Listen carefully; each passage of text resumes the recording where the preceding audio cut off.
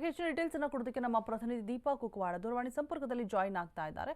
ದೀಪಾ, ಒಂದು ರೀತಿಯಾಗಿ ಸಾಕಷ್ಟು ಕುತೂಹಲಕಾರಿಯಾದಂತಹ ಹೇಳಿಕೆ. ಅಂದ್ರೆ ಹಿಂದೆ ಕೂಡ ಸಿದ್ದರಾಮಯ್ಯ ಕೊಟ್ಟ ಮಾತಿಗೆ ತಪ್ಪಿಲ್ಲ, ಮುಂದೆಯೂ ಕೂಡ ತಪ್ಪೋದಿಲ್ಲ, ಈಗಿನ ಸರ್ಕಾರದಲ್ಲೂ ಕೂಡ ತಪ್ಪಿಲ್ಲ ಅನ್ನುವಂತಹ ಹೇಳಿಕೆ. ಅಂದ್ರೆ ಎಲ್ಲೋ ಒಂದು ಕಡೆ ತನ್ನ ಅಣ್ಣನ ಸ್ಥಾನವನ್ನ ವಾಪಸ್ ಕೊಡಿ ಅನ್ನುವಂತಹ ಹೇಳಿದಂತಹ ಮಾತನ್ನ ನೆನಪಿಸಿಕೊಡುವಂತಹ ಕೆಲಸವನ್ನ ಏನಾದರೂ ಮಾಡಿದ್ರಾ ಅಂತ ಹೇಳ್ಬಿಟ್ಟು ಡಿ ಕೆ ಸುರೇಶ್ ಅವರು.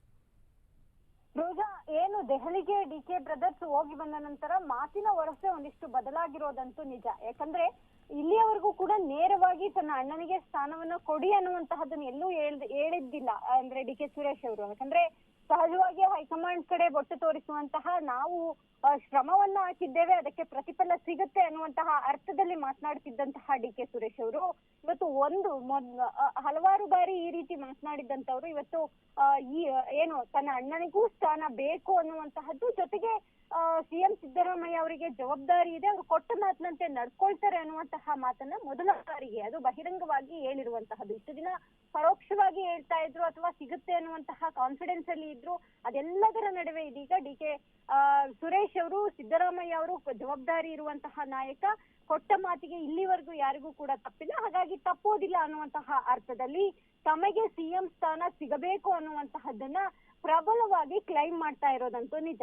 ಹಿಂದಿನ ಸರ್ಕಾರದಲ್ಲೂ ಕೂಡ ಅನೇಕ ಮಾತುಗಳನ್ನ ಕೊಟ್ಟಿದ್ದಾರೆ, ಆ ಮಾತು ನೆರವೇರಿದ್ದಾವೆ. ಅದರಂತೆ ಇದೀಗ ನಮಗೂ ಕೂಡ ಕೊಟ್ಟ ಮಾತು ಈಡೇರುತ್ತೆ ಅನ್ನುವಂತಹ ಅರ್ಥದಲ್ಲಿ ಅವ್ರು ಹೇಳಿದ್ದಾರೆ. ಇದರ ಜೊತೆಗೆ ನನ್ನ ಅಣ್ಣಂಗೆ ಅದೃಷ್ಟ ಇದ್ರೆ ಸಿಎಂ ಆಗ್ತಾರೆ ಅನ್ನುವಂತಹದ್ದು ಕೂಡ ಸೂಕ್ತ ಸಂದರ್ಭದಲ್ಲಿ ಹೈಕಮಾಂಡ್ ಎಲ್ಲದಕ್ಕೂ ಕೂಡ ಉತ್ತರವನ್ನ ನೀಡುತ್ತೆ ಅನ್ನೋ ಮೂಲಕ ಹೊಸ ಚರ್ಚೆಯನ್ನ ಹುಟ್ಟುಹಾಕಿದ್ದಾರೆ.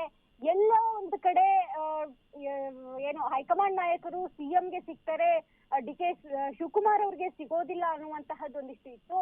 ಅದು ಸ್ಪಷ್ಟ ಕೂಡ ಆಗಿತ್ತು. ಅಂದ್ರೆ ರಾಹುಲ್ ಗಾಂಧಿ ಅವರನ್ನ ಭೇಟಿ ಮಾಡುವಂತಹ ಸಂದರ್ಭದಲ್ಲಿ ಕೇವಲ ಸಿದ್ದರಾಮಯ್ಯ ಅವರಿಗೆ ಸಿಕ್ಕಂತಹ ರಾಹುಲ್ ಗಾಂಧಿ ಇಡೀ ರಾತ್ರಿ ಕಾದ್ರೂ ಕೂಡ ಸಮಯವನ್ನ ಡಿ ಕೆ ಬ್ರದರ್ಸ್ಗೆ ಕೊಟ್ಟಿರ್ಲಿಲ್ಲ.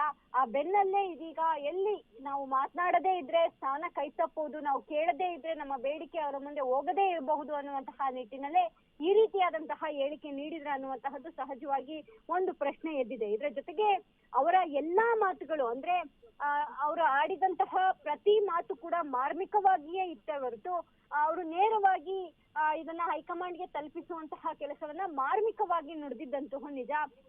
ಕೊಟ್ಟ ಮಾತಿನಂತೆ ಗ್ಯಾರಂಟಿಗಳಾಗಿದೆ, ಕೊಟ್ಟ ಮಾತಿನಂತೆ ಎಲ್ಲಾ ಸಮುದಾಯಗಳ ಬೇಡಿಕೆಗಳನ್ನ ಈಡೇರಿಸಿದ್ದಾರೆ. ಹಾಗಾಗಿ ನಮಗೂ ಕೂಡ ಆ ರೀತಿಯಾದಂತಹ ಒಂದು ಅವಕಾಶ ಸಿಗುತ್ತೆ. ಡಿ ಕೆ ಶಿವಕುಮಾರ್ ಅವರು ಪಕ್ಷದ ಚೌಕಟ್ಟಿನಲ್ಲಿ ಶ್ರಮವನ್ನ ಹಾಕಿ ಕೆಲಸ ಮಾಡಿದ್ದಾರೆ. ಅವರ ಶ್ರಮ ಏನು ಅನ್ನುವಂತಹದ್ದನ್ನ ಎಲ್ಲರೂ ಕೂಡ ನೋಡಿದ್ದಾರೆ. ಹಾಗಾಗಿ ತಮಗೂ ಕೂಡ ಅಂತಹದ್ದೊಂದು ಅವಕಾಶ ಸಿಗುತ್ತೆ ಅನ್ನುವಂತಹದ್ದು, ಜೊತೆಗೆ ಎಲ್ಲೂ ಕೂಡ ಹೈಕಮಾಂಡ್ ನ ಎದುರಾಕಿಕೊಳ್ಳುವಂತಹ ಮಾತುಗಳನ್ನು ಕೂಡ ಅವ್ರು ಆಡ್ಲಿಲ್ಲ.